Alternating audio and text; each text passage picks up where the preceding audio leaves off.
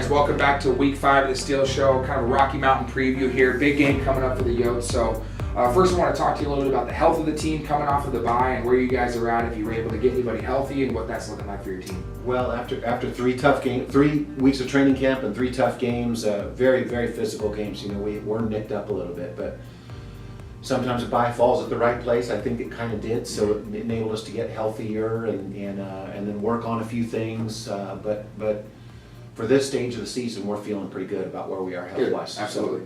And then moving right into Rocky. So what kind of challenges does Rocky Mountain present, offensively, defensively, kind of the whole game? Yeah, number one, the trip is not easy, and we've never won in Billings, so that's the number one thing. But the truth is, we've been lethargic there, and we can't afford to do that. And it may seem like that. They've had a couple of tough losses. They're formidable on offense. Korf, a Boise kid from Capitol High School, has done some great things for them. Their receiver is really, really good. They got some dangerous guys. Their corners are seniors. So they're on both sides of the ball. We can't really figure it out, to be honest with you, because they look pretty solid. Mm-hmm. And it just hasn't rolled their way. They've had a couple balls not bounce their way. So they have our attention. They're that good. They beat Dickinson State, of course, in a really, really good football game, and Dickinson's ranked in the top 20.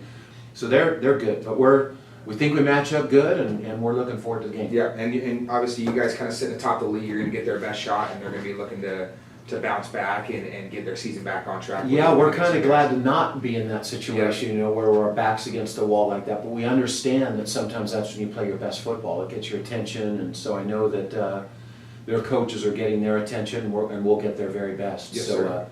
But the keys are, gosh, we can't be lethargic. We can't underestimate them. We can't turn the ball over. All those things. But besides that, as I think I mentioned last week, we're winning because we're preparing very, very well, and hopefully that continues. Yes, sir. Got a mixture of older experienced guys and the young guys in there, and those young guys just need to keep coming along. So that's what we're trying to accomplish. Absolutely. Well, guys, that's it for us here. We got the keys from Coach Moroski. Tune in online, watch the game against Rocky Mountain. This is a huge game for the Yotes this week to stay atop of the standings and continue to get this, hopeful eventual playoff run. And I'll say this, gosh, winning on the road in the Frontier Conference is really, really tough. Mm-hmm. But again, sometimes, and you remember this, sometimes, guys, you get a win, tough game on the road, it really brings the team together. Yep. So I think that's what we're trying to rally to. We need to play well on the road these next couple weeks. Absolutely. Well, thank you for your time, Coach. Okay, thanks for tuning in, guys. Okay. And trying to recap what happened around the Frontier Conference while C of I had a bye week. It was week 4 of the Frontier Conference this week. First of all, Montana Western beat Rocky Mountain in a big way, 38-7. So Rocky Mountain has struggled the last couple weeks, have gotten blown out the last 2 weeks. So they're certainly going to be looking to bounce back against C of I and have a big win this week. Portland State kind of beat the brakes off of Eastern Oregon, 59-9. Again, Southern Oregon struggled with the Division I AA team. The NAIA teams usually struggle with the Big Sky, so you're not learning much about Eastern Oregon there, but they took a tough loss, 59-9 against Portland State. Carroll got a big win over Montana State Northern, 54-26, so that's 2 blowout wins in a row for the Carroll College Fighting Saints. They certainly look improved. They're looking good every week, so watch out for Carroll College as the season goes on. That's a team that C of I has coming up on the schedule very soon. And then Montana Tech over SOU, 17-14. So Tech goes to 2-1. Southern goes to 0-4. Really surprising that they're struggling so much. This was a huge game for them to try to save their season, but Tech gets a big win against them, and Montana Tech again looks strong after the week 1 loss to C of I. So that's a little bit about what happened around the league. Montana Western right now is sitting at 3-0 along with C of I. Rocky Mountain drops to 2-2, so there's a little bit of mixture in the middle of the conference. C of I and Montana Western sitting atop the league, with Carroll and Montana Tech nipping right at their heels. So that's kind of what went on around the Frontier Conference this week, and continue to tune in for those updates. Okay, so with Rocky Mountain on the schedule this week on the road, want to preview a few of their key players. So starting off on defense, pretty good up front. They got a couple D linemen that they feel really good about.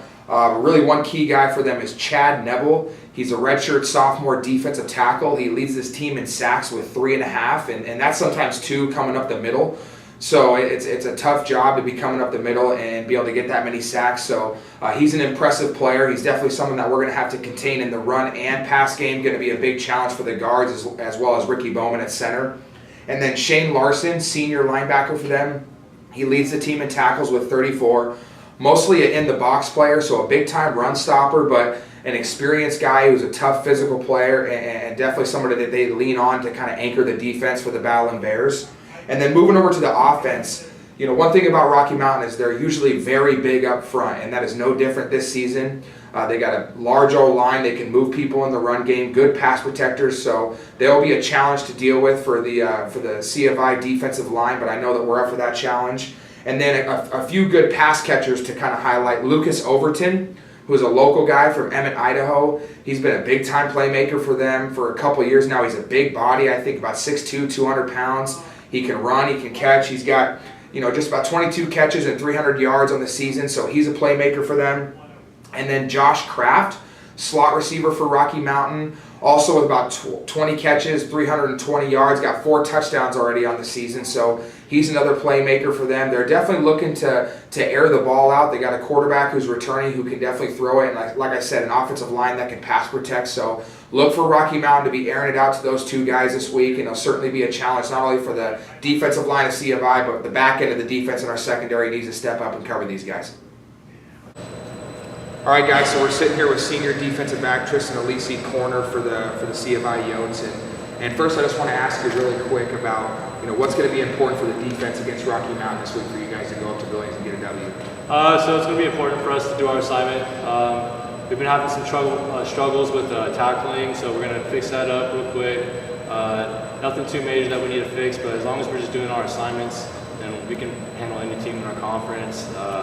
Our defense is designed to shut down basically any offense that we play, and practicing against our offense too. We're like one of the best offenses in my opinion, and it's great to get reps from them. And this past bye week, we actually got some reps with the first team offense, so it was nice having that, seeing some really good looks out there. But as long as we just key our assignments, everyone's playing man-to-man, everyone's doing what they're supposed to be doing, we're going to be all right for this game. Perfect. And then, you know, a more important question, and being a senior, just want to ask you a little bit about, you know, your experience playing football at College of Idaho and how that's been over the years.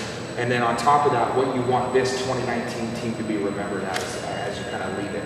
So I came in here, I think it was like the second or third year of the program. I had I was underneath some great players like Nate Moore and just Troy Carr, just name off a couple of them. And just being able to see how they wanted this program and being able to take that from my freshman year to utilize it now this year, my senior year, that's like what I'm trying to do. Because I saw the vision that they were going for, but we were still pretty young, still pretty new at everything. But now that we've got like a bunch of guys that have been through this system before, know what we're doing, I think we're all on the same page. And it's nice because coming in as a freshman, I got to get some playing time my freshman year, so I got to see what it was like to be one of the starters and like what it took to like actually be out on that field. So for this 2019 team, I want us to play to the best of our ability. Just because I know we have some dogs on our team, offense and defense. Honestly, we have the best offense, we have the best defense in our conference.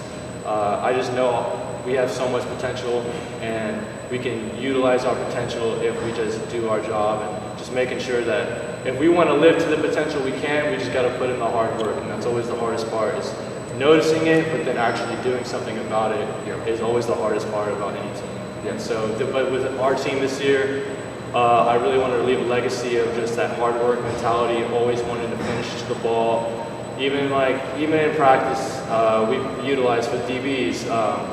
We're always going to the ball no matter what, even if it's across the field. I'm playing field corner, the ball, it's a run to the boundary, I'm still hauling my ass over there to get to the ball, because you never know when someone can miss a tackle, they can break a big run, and then I could be the one, or someone else could be the one saving the tackle. And so it's just that dog mentality of always wanting to be better and always wanting to be great. Love it. So that's what I kind of want for our team, like a legacy. If I could leave any legacy, that's what kind of legacy. Awesome. Well, Tristan Alisi here, guys. Heck of a job. Keep up the good work, man. See you soon. Thank you.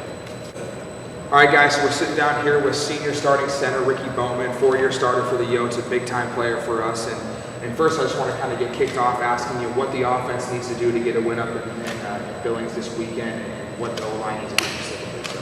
We just gotta keep grinding. Like, we've set a really good mentality that we're gonna run the ball out of the middle. You're gonna have to stop us every single week, and they keep throwing wrinkles at us each and every go against, but we just find a way to just either manhandle them or just go around them and see what happens. And it's been working so far. Good, absolutely. And then, just kind of, I talked a little bit to Tristan about the same thing, but, what's your experience been playing football at CFI over these last 4 years? Seeing everyone around me just grow, even physically and mentally, knowing the game of football so well. This 4 years, I've just seen, not only the O-line, we've seen, people like Tristan Lisi just develop as players, become vocal. Once the confidence kind of grows in, sophomore year, junior year, I find, I think that all people in my year, the senior years, are just clicking together now. Good, absolutely. And then, what do you want the 2019 team to be remembered as? Obviously, you guys are off to a good start. Just the beginning, you have a lot of season left. But, when people look back to the 2019 CFI Yotes, what do you want them to remember you guys as? I just want them to remember we just play hard. That's what I want to be remembered as. Yep, absolutely. Yeah. Perfect. Whistle. Yep, cool. Hey, this is senior center Ricky Bowman here, big time player, like I said, for the Yotes. Keep watching out for this guy. He's playing as hard as anybody is on this team, so keep looking out for him, and great job, man. Talk to you soon. Thank you.